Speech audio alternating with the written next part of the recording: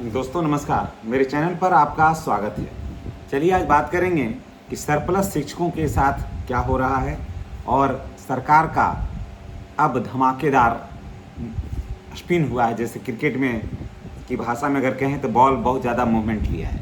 जी हाँ, अगर आप अब ट्रांसफ़र चाहते हैं तो ही आवेदन करिए। सरप्लस जैसी चीज़ें जो है वो बिल्कुल समाप्त हो गई। मैंने पहले भी कहा था दोस्तों कि सरकार लास्ट तक मोमेंट लेगी, क्योंकि ये जो ट्रांसफ़र की जो प्रक्रिया है ना वो बहुत ही गलत है।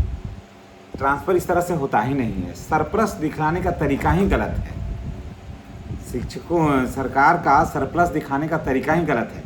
अगर सरप्लस दिखलाना ही होता तो नीचे क्रम से दिखलाना चाहिए था। एक आगे से एक बीच से ऐसा करके दिखलाने से कोई फ़ायदा नहीं हुआ। और चलिए अब जो भी हुआ, अब ये हो गया कि जो शिक्षक भाई बहन हमारे ट्रांसफ़र लेना चाहेंगे अब उन्हीं का होगा ऐच्छिक स्थानांतरण। यानी कि आप जाना चाहिएगा तो आप जाइए, नहीं जाना चाहिएगा, जिस विद्यालय में रहना चाहते हैं उस विद्यालय में आप बने रहिए।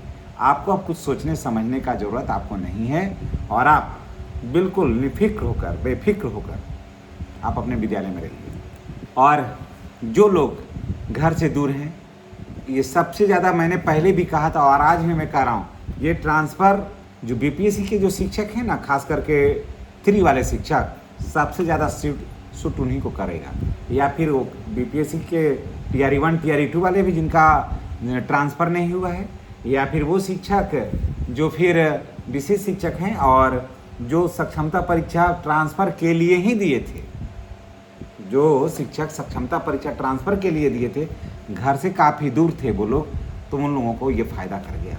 और चलिए हम माननीय शिक्षा मंत्री जी को हम धन्यवाद देते हैं कि उन्होंने 2 दिन के अंदर ही उन्होंने यू टर्न ले लिया। और उसके बाद शिक्षकों का जो टेंशन था, 3 दिन से शिक्षक सो नहीं रहे थे, चलिए वो टेंशन दूर हो गया। बहुत सारे शिक्षक इतने मायूस थे जिसका वर्णन शब्दों में नहीं किया जा सकता है, कि वो चाह रहे थे कि अब वो जिस विद्यालय में हैं, अब 3 साल 4 साल नौकरी बचा हुआ है, तो वो चाह रहे थे कि इसी विद्यालय में हम रहें।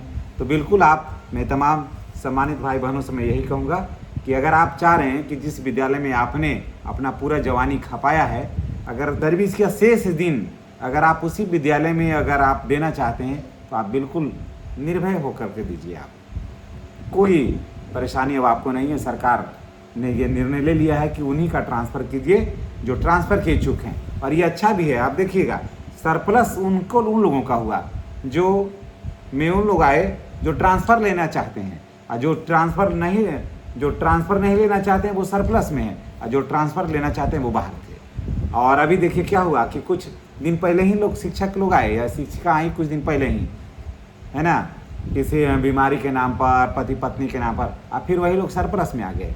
तो फिर ऐसे में तो काफ़ी कठिनाई हो रहा था। तो चलिए, अब ज़्यादा प्रतिक्रिया इस पर देना उचित नहीं है। सरकार जो भी की है तो बहुत ही अच्छा की है, और ऐच्छिक स्थानांतरण होने का जो मार्ग है वो प्रशस्त हो गया। यानी कि आप ऐच्छिक स्थानांतरण बिल्कुल लीजिए। और अब हम सरकार से यही कहेंगे कि आप नियोजित हों या विशिष्ट हों, जिनका कालबद्ध प्रोन्नति का समय हो गया है, स्नातक ग्रेड में प्रोन्नति हो गया, उनको आप दीजिए ना। सरप्लस बिल्कुल समाप्त हो जाएगा। और 1 to 5 के शिक्षक को 6 to 8 में डालिए ना, कहीं सरप्लस है ही नहीं है, तो उसको आप टच कर लीजिए, सारा बीमारी का समाधान हो जाएगा जड़ से। चलिए, इसी के साथ हम आपसे विदा लेते हैं एक बहुत ही बेहतरीन खुशखबरी के साथ कि अब जितने भी हमारे भाई बहन हैं जिनको ट्रांसफ़र लेना है सिर्फ वही ट्रांसफ़र लें, और जिनको ट्रांसफ़र नहीं लेना है वो ट्रांसफ़र अब नहीं ले सकते हैं। और अब हम लोग मुहिम चलाएंगे कि जो कालबद्ध प्रोन्नति और स्नातक ग्रेड प्रोन्नति है वो शिक्षकों का अविलंब पूरा हो, ताकि जो शिक्षक 12 साल हो गया है, किन्हीं को 8 साल हो गया है, तो ऐसे लोगों का कालबद्ध प्रोन्नति और स्नातक ग्रेड प्रोन्नति मिलना बिल्कुल आवश्यक है। चलिए, इसी के साथ हम आपसे विदा लेते हैं। इस संबंध में आप क्या राय रखना चाहते हैं, आप अपना बहुमूल्य राय और सुझाव कमेंट बॉक्स में अवश्य डालिएगा। धन्यवाद। आपका दिन शुभ हो।